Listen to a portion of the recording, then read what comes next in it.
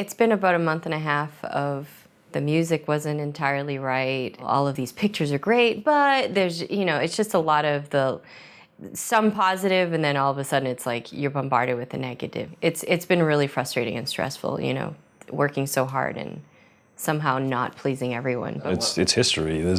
Yeah. It's all said and done. Yeah. We're not doing it again. So our budget was $7,000, and we did a total of about $11,000. Yeah. Which wasn't too bad. The attendee list actually grew. We started off with inviting 130, and then it grew up to 173. And then, annoyingly, only 130 showed up. So it was really annoying. Yeah. And everybody loved the food. That's the first thing everybody said. Was like, "Oh, the food was excellent." Yeah. All right. I think it was the caterer. He just timed everything perfectly. All the food was good, and that seems rare to find at a wedding. Usually the food is horrible. Including the tip, the total of the food was $3,000. It was amazing. I don't think I'll ever personally run an event like that again without someone to be my second in command. I mean, Danny and I were really trying to fight hard about focusing on having a great time, and all of a sudden we kept getting questions left and right of, when are the songs happening? When are you dancing? When's the food happening? When's the cake happening? So it just got to the point of, I just really want to have fun. Somebody else take care of it. It's very stressful. It's extremely stressful, because up until the day, you are worrying about every single little detail.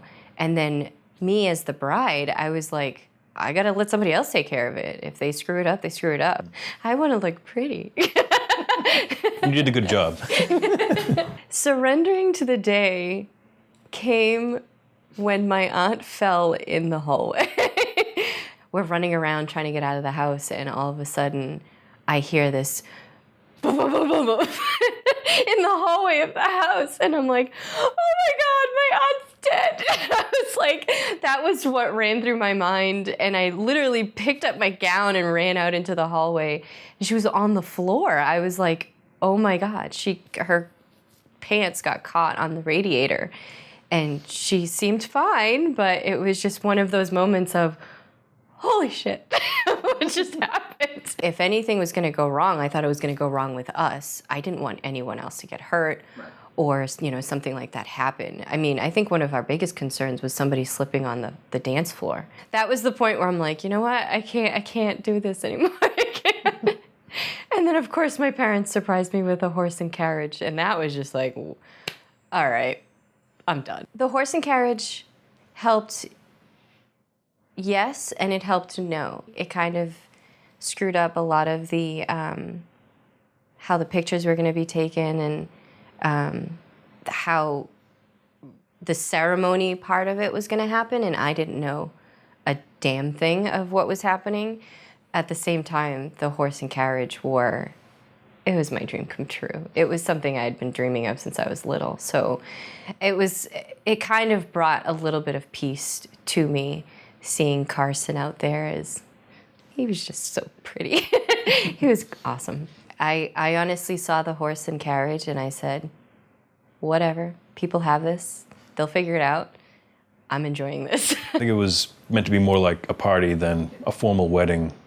And that was one of the best things that came out of the event, was how much the family came in to help, and the friends also. Our brother-in-law actually did the bartending for us. He went all out with, your sister, and they ended up getting all of the things that they needed for the bar, and renting the bar itself. Renting it and everything. They took a huge load off of our minds by taking care of that. Topsfield is a dry town, so we couldn't sell alcohol, but we could give it away. I think that my family, it was more socializing than dancing.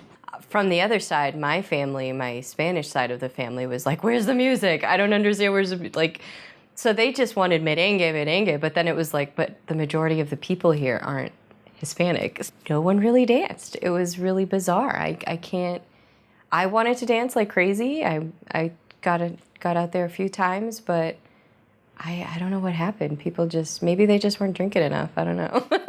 I have heard it from a few people now that there was no dancing, and they really wish that there had been.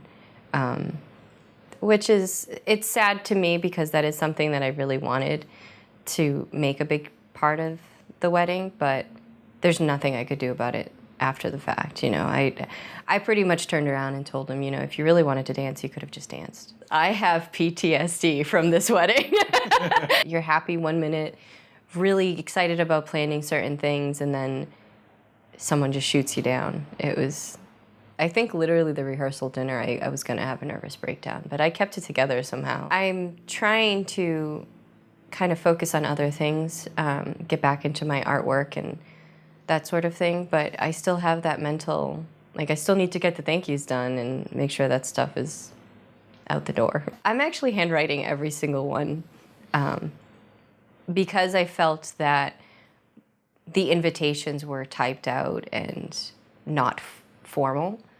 So I feel that bringing the thank you note to another level is just a nice touch. I don't really do the Facebook thing, but I did update my Facebook and I posted just a couple pictures. A lot of people have been asking for like books of pictures, but we're really not that open.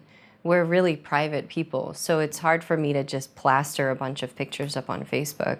I don't know about you, but I don't really like exposing like every little detail of myself. I don't even have a Facebook. Right. I think the website worked out well. I mean, we got some people, mostly younger people, to donate to the different activities that we want to do, and we got a lot of cash cards, and people heard we were going to Ireland, so we got a few euros. That might be a second documentary.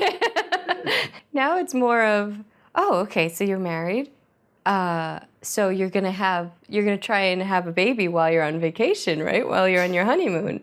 And we're just looking at each other like, no. Even when we announced the engagement, it's like, we're getting married. Like, oh, that's nice. Like, and? Even if you elope, you still feel obligated about having a party. If you're gonna get married, try to have the smallest wedding possible. Only invite those who you and your partner truly feel should be there. Don't listen to anyone else. It's really, really frustrating trying to make everyone happy, and in the end knowing that not everyone will be happy anyway.